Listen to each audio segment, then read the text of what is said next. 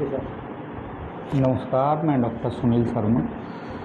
आज हम लोग बात करेंगे कि अक्सर आपने लोग देखे होंगे कि कान में जैसे या तो वो खुजली करते रहते हैं, उससे जैसे कान में खुजली हुई तो माचिस की तीली, पेन, या जैसे बाइक स्कूटर वगैरह की चाबी से ये मतलब जो करते रहते हैं, क्या वो सही है या गलत है, इसके विषय में हम लोग बात करेंगे। दरअसल जो नेचुरली प्राकृतिक रूप से हमारे कान में वैक्स बनता है, जिसको हम घूक या जो भी कहते हैं, मैला जो भी है, वो बनता है हमारे नेचुरली कान में।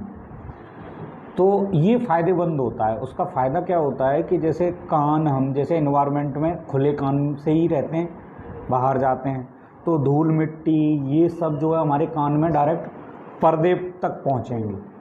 तो पर्दे तक अगर ना पहुँचें, उसके लिए ये कुदरती हमारे कान में वो बनता है वैक्स, तो वो वैक्स फ़ायदेमंद होता है। मान लीजिए अगर वो वैक्स कभी कभी ऐसा होता है कि जैसे कई सालों में वो मान लीजिए थोड़ा बहुत ज़्यादा हो गया, तो पर्दे के सामने अगर आ जाता है तो कई बार हमें ऐसा लगता है कि थोड़ा सा हम कम सुन पा रहे हैं। तो ऐसी कंडीशन में हमें डॉक्टर को दिखा लेना चाहिए।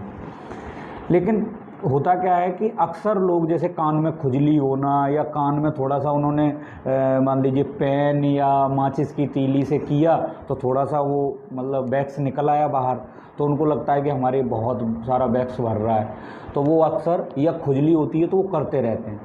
कई बार ऐसा देखा गया है कि माचिस की तीली टूट जाती है, पेन की आगे की निब टूट जाती है, और जो चाबी वगैरह है, वो चाबी जो है कितने समय से एनवायरनमेंट वगैरह में रहती है उसमें, तो उसमें जो है कई सारे पार्टिकल्स और जो है इन्फेक्शन वगैरह होता है, उससे लोग करते रहते हैं। अब वो करते रहते हैं तो कान में इंजरी भी हो जाती है। कई बार थोड़ा ज़्यादा हो गया तो वो पर्दे में होल भी कर देती है। तो ये बहुत नुकसानदेह होता है। ऐसा क्यों है कि हमारे कान के जो मिडिल ईयर का पोर्शन होता है, उसमें एक ट्यूब होती है जो गले में खुलती है, एस्ट्रेशियन ट्यूब।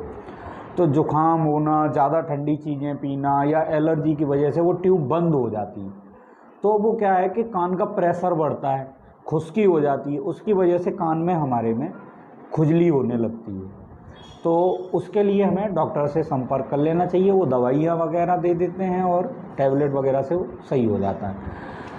और दूसरा क्या है, कई बार ऐसा होता है कि लोगों की कंप्लेन होती है कि मेरे कान से जो है पस या मवाद आ रहा है, तो उस कंडीशन में बच्चों में ज़्यादा मिलता है, तो वो क्या है कि वो अंदर मिडिल ईयर में इन्फेक्शन हो जाता है और उसकी वजह से कान के पर्दे में छेद हो जाता है। कान के पर्दे में जब तक छेद नहीं होगा तब तक वो बाहर नहीं आता है, तो वो छेद हो जाता है, उससे वो पस वगैरह बाहर आने लगता है। तो हमें उसमें लापरवाही नहीं करना चाहिए कि उसमें ये डाल दिया, उसमें गर्म तेल डाल दिया, गुनगुना तेल, ये सब नहीं करना चाहिए। उसकी दवाइयाँ हैं, अच्छा इलाज है।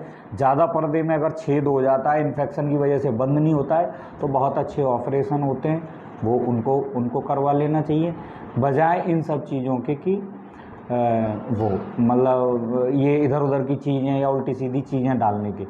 और हमेशा हमें ये चीज़ का और ध्यान देना चाहिए कि जैसे जो मौसम बदलते हैं, जैसे बरसात का मौसम है, तो अगर नेचुरली जिनके कान में कोई प्रॉब्लम भी नहीं है, अगर वो अपने ईयर में थोड़ा सा कॉटन लगा लें बाहर ही, और जैसे जब नहा रहे हैं तब, और जैसे ही नहा के निकले अपना कॉटन बाहर फेंक दीजिए, तो कोई दिक्कत नहीं, कान की सेफ्टी भी है।